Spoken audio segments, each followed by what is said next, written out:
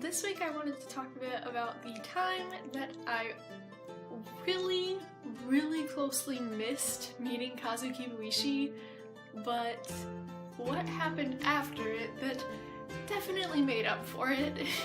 So, a few months ago, it was back in like the early spring, my sister was visiting from Memphis, Tennessee, and while we were doing something together, we started talking about comics and graphic novels and stuff, and I started talking about Kazu Kibuishi because I'm a big fan of his series Amulet, and got the first volume right there.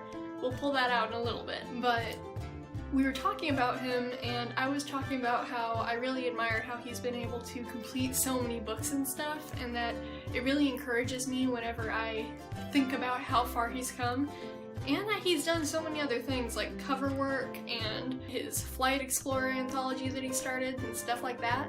And so we just talked about him for a bit, and the next morning my sister came to me and she'd gotten a notification from her local library that he was going to be doing a signing there. And when she had come to visit, we had agreed that I would go home with her and stay with her for a week, and unfortunately I would be there just a couple weeks before Kazu would be at the library, so I wouldn't be able to actually meet him myself. But what we did was she agreed that she would take my copy of Amulet and she would go to the library in my stead and have him sign it, because that was just a really cool thing to me. And so we went there, I took my book with me while I stayed with her for a week, and I decided that I wanted to draw some fan art for him. We had just gone to an art store and I had bought a few new Copic markers, and I had brought all my others because it's really hard for me to go places without my art supplies, so I literally brought like half of my studio with me whenever I went to stay with her.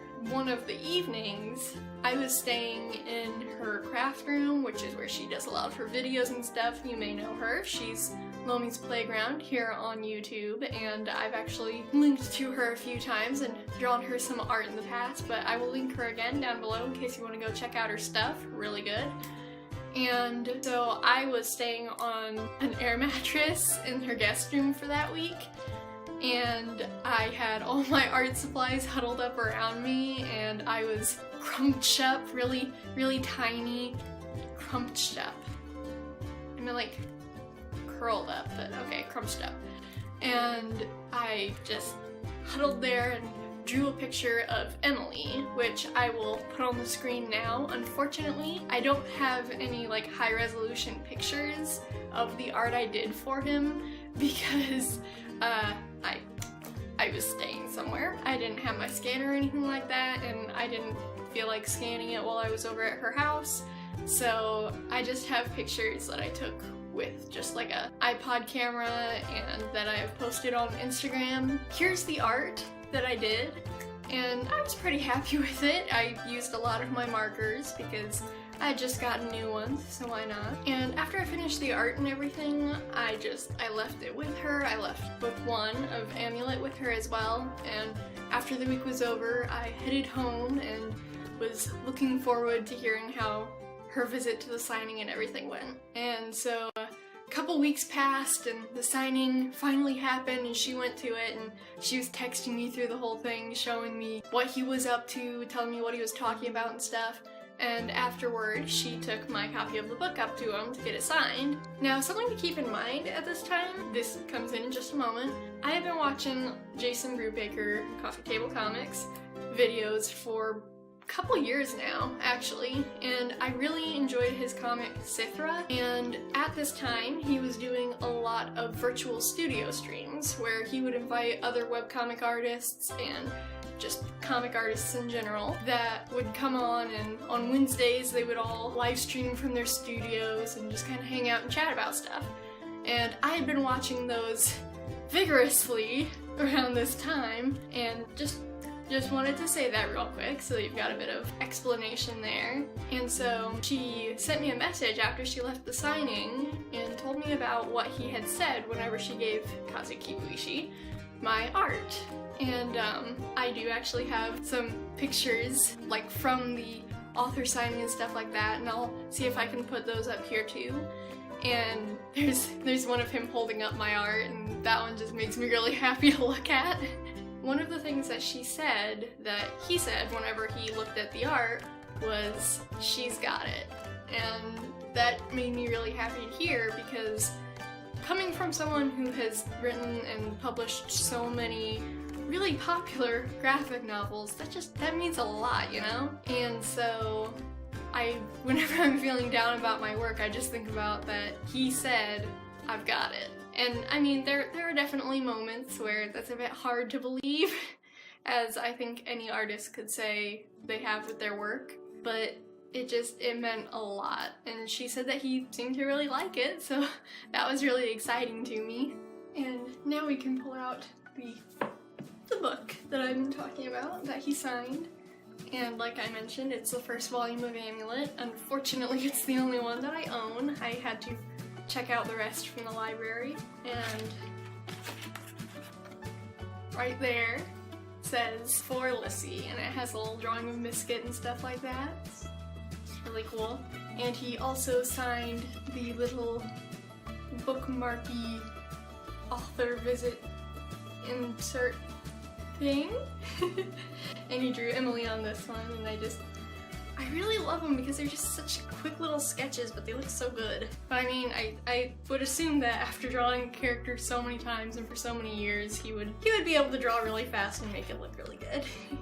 Like, just a little bit after that signing and everything like that, and him getting the art, he was on Jason Brubaker's live stream that I mentioned just a bit ago, and I will link the live stream down below. Really, really good.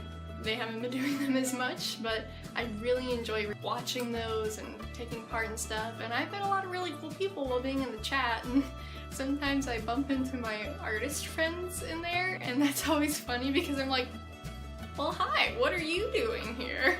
I mean, a lot of them I met and bonded with over mutual enjoyment of the artists in the stream's work, so I mean, it's not that far-fetched. But anyways, in this stream, there were a bunch of artists that I was really familiar with and big fans of their work. And of course, Jason Brubaker, the author of Sithra and Remind, he was in the stream hosting it. There were also a bunch of other webtoon creators and such as the creator and artist of Newman and Jackie Rose on webtoons, Josh Ulrich, or Ulrich? I think it's Ulrich. I always feel bad when I don't know exactly how someone's name is pronounced, and then I get afraid if they ever watch the video, I'm just gonna be embarrassing myself because it's like, you butchered my name. And Daniel Lissie, the guy who writes the Wormworld Saga, which he posts on Webtoon as well, he was there. He's got really nice paint work. I really enjoy watching him in there a lot. Doug Tenable, the creator of Earthworm Jim and author of so many graphic novels. Like, how does he even keep up with that? Michael Regina, the guy who made Adamsville, which was also on Webtoons as a featured comic. And Stephen McCraney, who is making one of my all-time favorite webtoons, Spaceboy. That's a lot of really notable independent creators, and it was really cool to me. But Kazu Kibuishi was on one of these virtual studio streams shortly after the signing and everything like that. I went off on a huge tangent to talk about the people who were in the stream, but just because I respect their work a lot. I was geeking out at the moment, and I wound up saying something in the stream about something along the lines of like, "Hi Mr. Kibuishi, I wanted to thank you for the kind words about my artwork. I was the Lissie who couldn't make it to the signing in Memphis." And they were in the middle of a conversation about all kinds of other stuff, and he kind of interjects into the conversation. He's like, "Just a moment guys, just a moment. I saw something in the chat that I want to talk about," and I actually have the clip saved and I will share it right here. So I'm actually gonna post two books in the chat. Real quick on the YouTube, I saw there's somebody on there named Lissie Dixon. I actually have your drawing here. Look at this drawing that she did. She's watching the chat right now. It's really nice. Very good. Just in awesome. Memphis, and I do have the drawing. This is awesome. She didn't make it to the event, so but she did leave this drawing. I appreciate it. So hi. Where was that event at, Kazu? Where was the event? This one was in Memphis. Hey, that's right by me. Oh yeah. So he winds up showing the art in the live stream, and it was kind of mind-boggling to me because like he had it right there with him, and he just showed my art to a bunch of my favorite creators, and so that was pretty momentous for me, and I just kind of like sat there just not saying anything for like 5 minutes. And then whenever I came out of my room, my family's like, "Are you okay?" And I'm like, I am better than okay right now.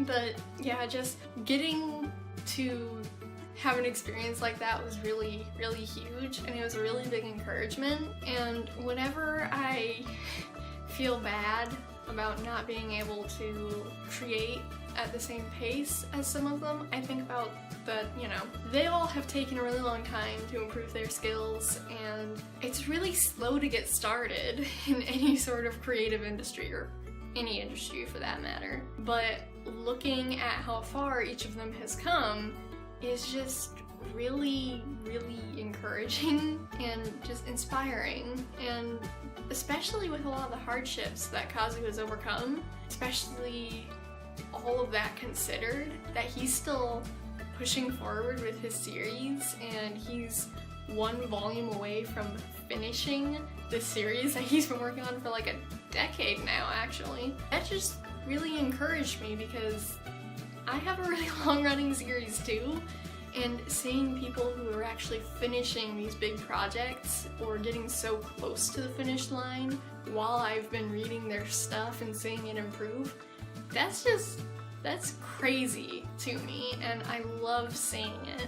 And that's part of why I like being in live streams, because you can hear them talk about their struggles and what they've overcome and just all of those sort of triumphs and stuff like that. One of my favorite things that I heard Kazu talk about in one of the live streams was the time that he wound up in the hospital, and this sounds kind of terrible at first, bear with me, but he wound up having memory issues. I'm not going to explain the whole story here. He's talked about it in other places and such, and I'm sure that you'd be able to find it. I believe he talked about it in one of the virtual studio streams, and he was brought some of his amulet books, and he couldn't remember them, and so he got the chance to read his books like a new reader who had never seen them before or anything. And what he said was, when he was done, he was like, "I made those? That was good." And he got to step outside of that case that creators always put themselves into, where they can't tell if their own work is genuinely good or if they're just biased.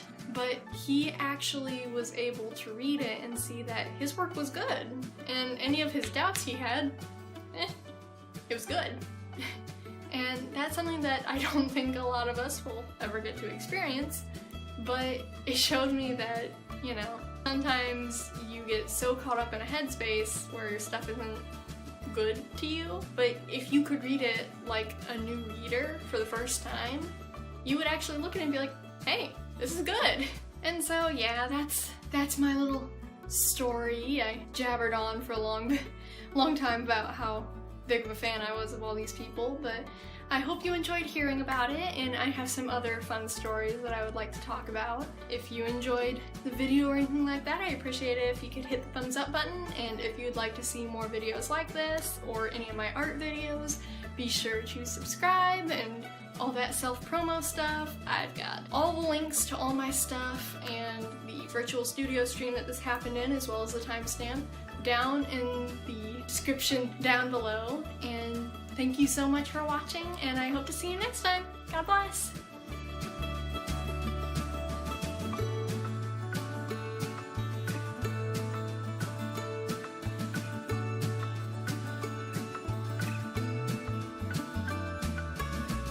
And yes, I do have that clip permanently saved to my computer now.